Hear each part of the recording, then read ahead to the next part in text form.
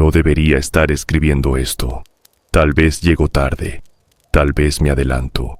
Pero esta noche, sin saber muy bien por qué, una fuerza antigua me empuja a abrir un cajón que llevo décadas evitando.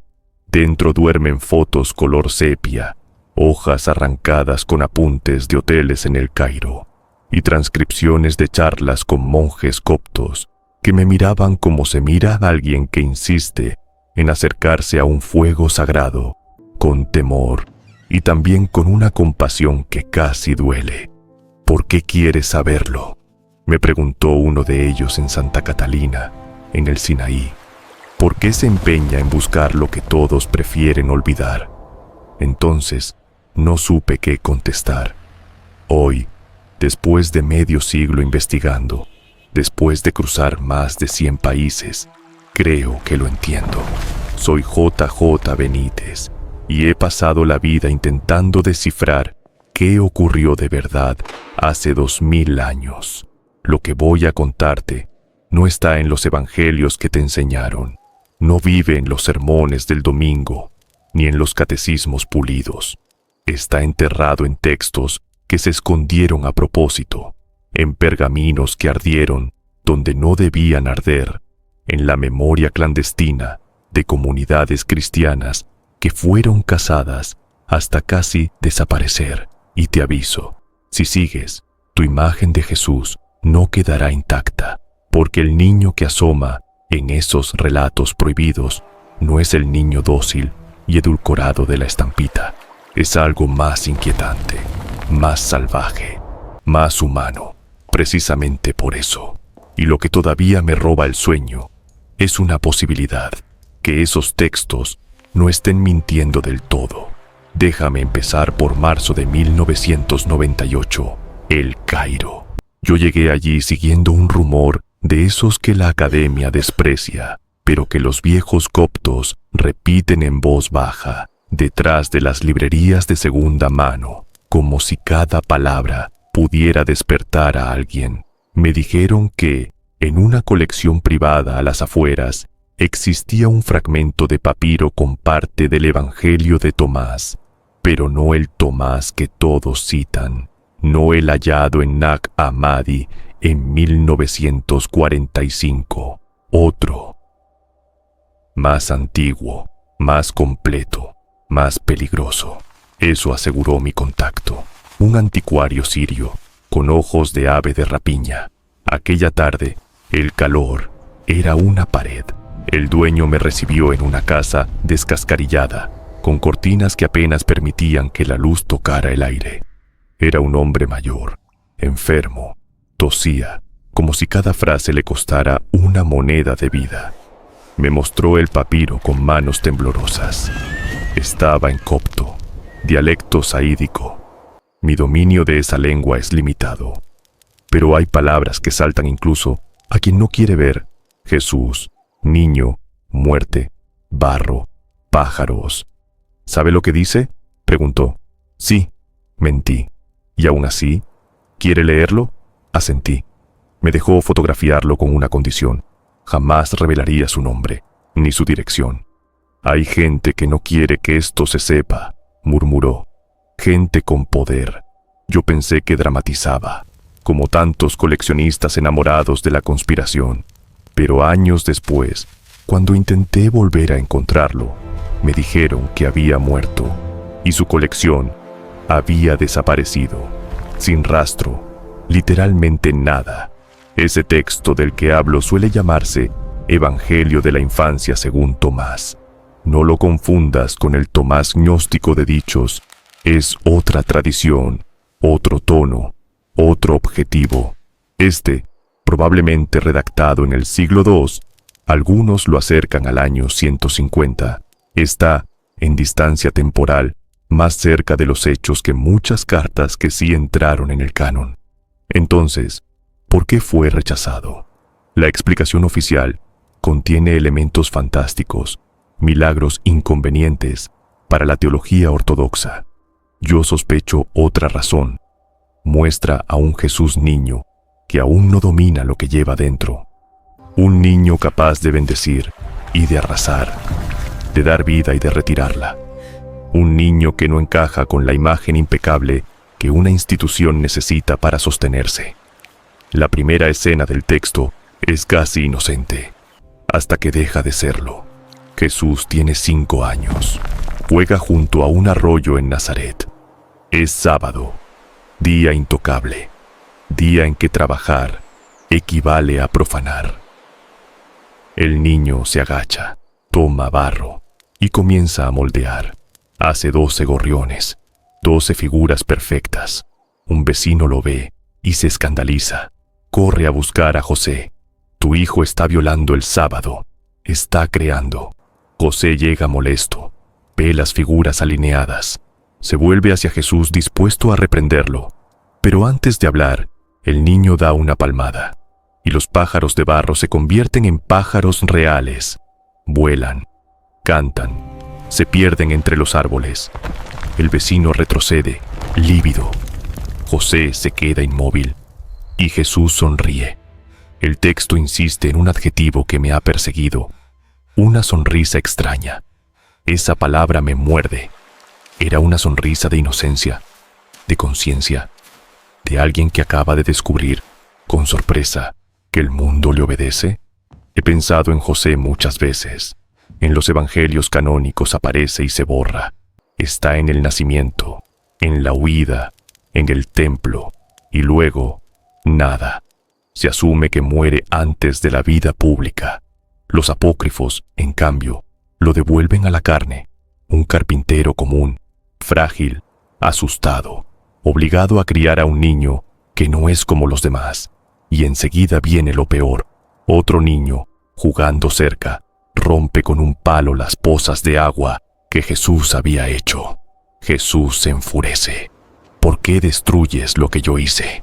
El otro se ríe. Entonces, Jesús pronuncia una frase que en ese relato funciona como sentencia. Te secarás como un árbol sin fruto. El niño cae muerto, sin transición, sin explicación, sin misericordia visible. Los padres gritan, lloran, rodean el cuerpo. Miran a Jesús como se mira a una anomalía peligrosa y se vuelven contra José. Tu hijo es un demonio. Llévatelo. Nos traerá desgracia. José toma al niño de la mano y se lo lleva a casa. Y el texto dice que le tiró de la oreja. Ese detalle doméstico me parece brutalmente real. El gesto impotente de un padre que no sabe qué hacer con un poder que ni siquiera entiende. ¿Por qué haces esto?, le dice. Nos odian, nos echarán del pueblo. La respuesta de Jesús hiela. Sé que esas palabras no son tuyas. Por ti guardaré silencio, pero ellos recibirán su castigo. ¿Qué significa no son tuyas? ¿Que José habla por miedo, por presión? ¿O que Jesús alude a algo más profundo? ¿Que José no es su padre verdadero? He leído ese pasaje en griego, copto, latín, siríaco. Cambian matices, pero la incomodidad permanece, como si incluso de niño ya supiera, ya recordara, ya se sintiera extranjero dentro de su propia casa. Durante años pregunté a teólogos, historiadores, psicólogos infantiles, ¿puede un niño de 5 años tener esa conciencia? La mayoría respondió que no, que es una proyección teológica, una manera de colar la divinidad adulta en la infancia, hasta que un psicólogo alemán, especializado en niños superdotados, me dijo algo que no he olvidado. Si ese niño tuviera capacidades fuera de lo humano, su desarrollo psicológico sería otra cosa. No sería un niño normal, ni siquiera un superdotado normal. Sería algo sin precedentes. Y probablemente sabría que es distinto. Demasiado pronto. Si eso fuera cierto, la infancia de Jesús no habría sido idílica. Habría sido un campo de minas. Despertar sabiendo que una palabra puede matar, que un pensamiento puede crear vida, y que la gente que debería amarte te teme. Hay otra escena todavía más áspera. Jesús tiene 6 años. Un niño choca con él sin mala intención. Jesús cae, se levanta furioso y dice: no seguirás tu camino. El niño muere. Las madres gritan. El pueblo entra en pánico. Van a María. O lo educas, o te vas. El texto afirma que María llora. Lo toma en brazos y le suplica. ¿Por qué haces esto? ¿Por qué nos haces sufrir? Jesús calla. La mira. Y el relato dice que esa mirada le da frío a María. Frío. No tristeza. No miedo. Frío. Esa palabra es un cuchillo. ¿Qué tipo de mirada enfría a una madre? Quizá ahí está el corazón oscuro de estos textos. Un Jesús que en la infancia aún no es plenamente humano en el sentido emocional. Un poder puro, sin filtro, como un niño jugando con fuego sin comprender la quemadura. Solo que aquí, el fuego es la vida y la muerte. Entonces, José decide llevarlo a la escuela, con un maestro llamado Zaqueo, con la esperanza ingenua de que la disciplina domestique el misterio. Enséñale las letras, le dice.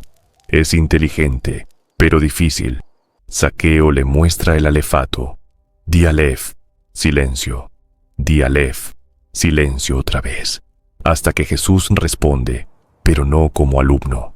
Si conoces el alef, dime primero qué es el bet. El maestro se desconcierta, y Jesús, con esa sonrisa que vuelve como un mal presagio, le lanza el golpe final. ¿Cómo puede enseñar el bet quien no conoce el alef? Y entonces empieza a explicar el sentido profundo de las letras, su simbolismo, su vínculo con la creación. Los presentes sienten dos cosas a la vez, maravilla y terror. Es una combinación perfecta, porque eso es lo que produce lo sagrado cuando se manifiesta donde no debe. Zaqueo huye a buscar a José. No puedo enseñarle. Él sabe más que yo. No es un niño. Y José suspira, porque ya lo sabía. Sabía la teoría desde el sueño, desde el ángel. Pero vivirlo es otra cosa. Ver a ese niño desayunar, reír, jugar y comprender que en cualquier momento el mundo puede doblarse a su alrededor. He intentado imaginar qué se siente al criar a Dios. Siempre llego a lo mismo. Debe ser agotador y solitario. Porque ¿a quién se lo cuentas? ¿Quién te crees si dices, mi hijo mató con palabras? ¿Con quién compartes el miedo de que, a veces, te mire como si leyera tu interior? En otro apócrifo, el Evangelio árabe de la infancia, hay un pasaje que me parece una llave. José despierta de noche y encuentra a Jesús sentado mirando las estrellas. ¿No duermes, hijo? Estoy recordando. ¿Recordando qué? ¿De dónde vengo? José siente un escalofrío. No pregunta más. Y entonces Jesús se vuelve y le sonríe, pero esta vez cálido, humano. No temas, padre. Pronto lo entenderás todo. Pero José no lo entiende.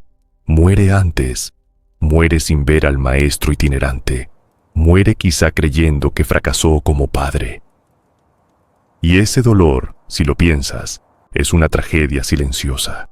Lo más conmovedor de Tomás no es la violencia, sino el giro. Después del episodio con Zaqueo, el texto sugiere que algo cambia. Jesús deja de matar. Cuando lo insultan, se aparta. Cuando lo golpean, ofrece la otra mejilla. Y lo más increíble, empieza a resucitar a los que había matado. Va casa por casa, toca las puertas. Las madres abren con odio y duelo. Y el niño dice, perdóname, no sabía, ahora sé, y devuelve la vida. Las madres primero gritan aterradas, pensando que viene a hacer más daño. Luego gritan de alegría al ver a sus hijos respirar de nuevo. Y esas mismas mujeres que lo odiaban empiezan a adorarlo. Pero Jesús huye, se encierra, y María, desde fuera, lo oye llorar. Un Dios que llora, un niño divino que llora porque, por primera vez, entiende el dolor que provocó. Ahí es donde estos textos se vuelven peligrosamente humanos. Muestran aprendizaje, evolución, culpa, reparación. Presentan la posibilidad de un Dios que tuvo que aprender a ser humano, o de un humano que tuvo que aprender a ser Dios. Y esa imagen para mí, es más potente que la perfección intocable. Luego está el pseudo-Mateo, más tardío, siglo VI, pero cargado de tradiciones antiguas sobre la huida a Egipto. Los canónicos lo dicen en 4 líneas. El pseudo-Mateo, en cambio, abre la historia como un mapa. Cuenta que, al entrar en un templo pagano, las estatuas se desploman solo por la presencia del niño.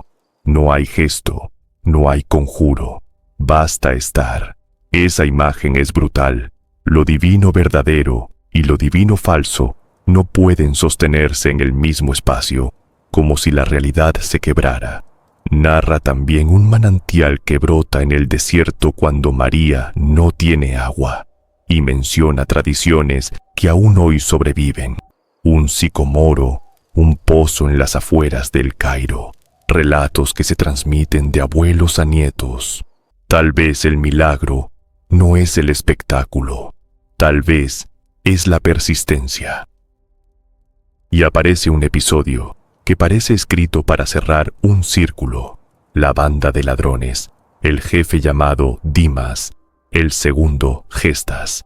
Jesús lo mira y el ladrón siente paz, los deja pasar y el niño dice: dentro de 30 años, madre, verás a este hombre junto a mí. 30 años después, en el Gólgota, están los 2 ladrones. Dimas pide memoria. Jesús le promete paraíso. ¿Ocurrió? No lo sé. Probablemente no, en términos históricos, pero revela algo. Las primeras comunidades amaban la continuidad. La trama donde nada es casual. La vida de Jesús como un tejido. Después viene el Evangelio armenio de la infancia, difícil de conseguir, guardado en manuscritos, con historias aún más extrañas. Un Jesús que sangra en la frente y murmura: también esto tendrá que ocurrir. Un Jesús con pesadillas, que se despierta gritando, como si soñara el futuro, como si su miedo no fuera a la oscuridad, sino a la certeza. Y aparece una pregunta tremenda puesta en boca de un niño: quiero entender el sufrimiento. Un rabino intenta responder con Job. Jesús replica: si Dios permite el dolor solo para probar la fe, entonces Dios es cruel, y yo no creo que Dios sea cruel. Y ofrece otra idea: Dios sufre con nosotros. El dolor no es examen, es consecuencia de la libertad, y Dios no lo mira desde fuera, entra en él. Esa frase, en un niño, es dinamita. Hay otra escena que me persigue: la resurrección por sí mismo. Un hombre muerto vuelve a la vida 3 días después, y Jesús lo había anunciado sin prometer intervenir. ¿Qué significa eso? ¿Qué sabía? ¿Que liberó una posibilidad oculta en la realidad? ¿Que el milagro no es romper el mundo, sino permitir que el mundo recuerde lo que puede ser? Y luego Judas, un amigo de infancia, un accidente en un tejado, acusaciones. Jesús lo despierta solo el tiempo necesario para que diga: nadie me empujó. Y luego Judas muere de verdad, y Jesús no lo resucita. Esa escena abre interpretaciones terribles y compasivas a la vez. ¿Instrumentalizó la vida? ¿O le regaló a su amigo el acto final de la verdad? ¿La última palabra limpia antes del final? Después, el episodio del templo, el único canónico de la infancia, se ilumina distinto. Jesús a los 12, en Jerusalén, hablando con maestros. María y José lo buscan 3 días, y cuando lo encuentran, él dice: debo ocuparme de los asuntos de mi padre. Lucas remata: ellos no comprendieron. Esa línea es de una honestidad feroz. Probablemente nunca comprendieron del todo. Vieron señales, sí, pero siguieron siendo humanos, con miedo y límites, y su hijo se les escapaba hacia un destino que no podían tocar. Y quizá por eso, dicen algunos apócrifos, Jesús se escondió, apagó su luz durante 18 años, vivió como carpintero, como hermano, como vecino, esperó, aprendió lo lento, el hambre, el cansancio, la tentación, la duda, la tensión entre puedo y debo, Esa fue su cruz invisible antes de la madera. Y entonces, la última historia, la que no está en ningún texto, la que escuché de un monje copto en San Antonio, en 2001, viejo, casi de 90, me ofreció té y de pronto, sin preámbulo soltó: ¿sabe qué es lo más triste de la infancia de Jesús? Dije que no, que nunca tuvo infancia. Guardó silencio. Luego añadió: los niños son inocentes porque no saben del mal, ni de la muerte, ni del dolor. Pero él sabía, desde el principio. Esas palabras me golpearon. Si Jesús era Dios encarnado, entonces llevaba dentro un conocimiento sin frontera, principio y fin, bien y mal, cada herida del mundo. No tenía el lujo de descubrir. Tenía que fingir que aprendía. Fingir sorpresa. Fingir primera vez. Le pregunté: ¿cómo lo sabe? Me miró con ojos gastados. No lo sé. Es lo que siento cuando leo entre líneas. Jesús llora junto a Lázaro. Llora sobre Jerusalén. Llora en Getsemaní. ¿Por qué llora si sabe? Y dijo la frase que aún me persigue: porque saber no es lo mismo que sentir. Y él eligió sentir. Nos quedamos callados. El té se enfrió. La luz cambió de ángulo. Y yo pensé en María, en cuántas veces debió abrazar a su hijo sin poder curarlo, porque su dolor no era solo humano, era cósmico, el dolor de lo infinito entrando en lo finito. Antes de despedirme, el monje me dijo algo más: que los evangelios rechazados no son solo herejía, también son memoria, intentos imperfectos, folclóricos, exagerados, sí, pero intentos de proteger una verdad emocional, lo que significa que Dios se haga humano, completamente humano, peligrosamente humano, y remató: cuando los lea, no busque hechos, busque el corazón. Lo sagrado no es cómodo, no es seguro, descoloca, y vivir al lado de lo sagrado cuesta. Estoy llegando al final de este relato, y te confieso algo. Cuando empecé a investigar los apócrifos, lo hice con escepticismo. Creí que encontraría fantasía para llenar vacíos. La encontré, pero encontré también humanidad, honestidad, la intuición de que la encarnación no es limpia ni ordenada. Es contradictoria, a ratos aterradora. Después de tantos años, mi conclusión es simple y desesperante. No hay respuestas definitivas, ni sobre la infancia de Jesús, ni sobre sus años silenciosos, ni sobre cómo se convive con esa paradoja viva. Solo hay indicios, ecos, textos salvados del olvido. Y aún así, esos textos importan, porque no presentan a un Cristo lejano, pulido, intocable. Presentan a alguien que fue niño, que jugó, que lloró, que se equivocó, que aprendió. Y precisamente por eso, si uno se atreve a mirarlo así, puede comprendernos. No sé si Jesús moldeó pájaros de barro y los hizo volar. No sé si maldijo niños. No sé si todo ocurrió como se cuenta. Quizás sí, quizá no, quizá nada. Pero sé por qué estas historias sobrevivieron. Porque decían algo que resonaba, algo que hacía que la gente pensara: así tiene sentido. Tal vez esa verdad emocional sea más decisiva que la verdad factual. Yo pienso en José. Murió sin ver lo grande, cargando solo con fragmentos, con miedo, con amor sin comprensión. Y eso es heroico. Pienso en María, guardando cada cosa en el corazón, señales, frases, heridas, presagios, hasta el final, porque si algo enseñan estas memorias, es que la santidad no cae del cielo terminada, se construye, día a día, error tras error, lágrima tras lágrima. Y si Jesús fue humano de verdad, tuvo que recorrer ese camino. Si has llegado hasta aquí y algo te incomoda, te pido una sola cosa: no tengas miedo de las preguntas, no tengas miedo de imaginar un Jesús que no cabe en moldes. Lo humano es complejo, hermoso y terrible. vulnerable y poderoso. Y si Él fue uno de nosotros, tuvo que atravesarlo.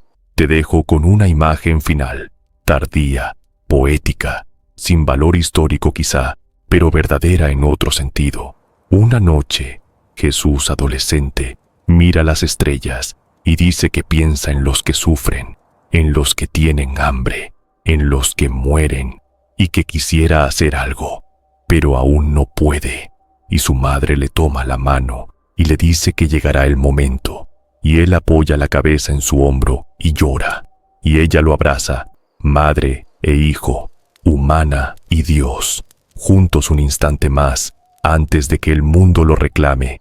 Si estas historias te han abierto una puerta, compártelas, no para creer a ciegas, sino para sentir, para imaginar, para recordar que quizá la historia que nos contaron no era toda la historia. Hasta la próxima.